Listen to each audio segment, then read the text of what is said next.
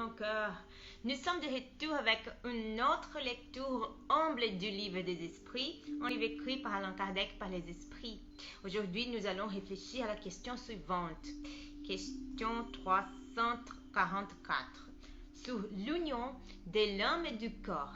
À quel moment l'homme s'unit-elle au corps? Réponse. L'union commence à la conception, mais elle n'est complète qu'au moment de la naissance. Du moment de la conception, l'esprit désigné pour habiter tel corps y tient par un lien fluidique qui va se resserrant de plus en plus jusqu'à l'instant où l'enfant voit les jours. Les cris qui s'échappent alors de l'enfant annoncent qu'il fait nombre parmi les vivants et les serviteurs de Dieu. Question 345. L'union entre l'esprit et le corps est-elle définitive du moment de la conception? Pendant cette première période, l'esprit pourrait-il renoncer à habiter les corps désignés?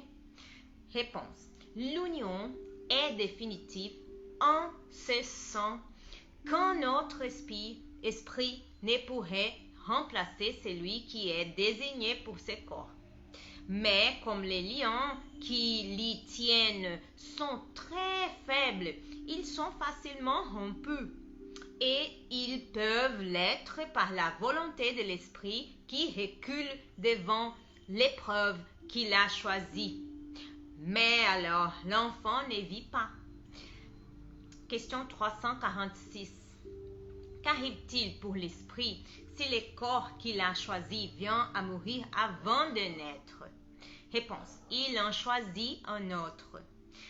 Question dessous. Quelle peut être l'utilité de ces morts prématurées? Réponse. Ce sont les imperfections de la matière qui sont le plus souvent la cause de ces morts.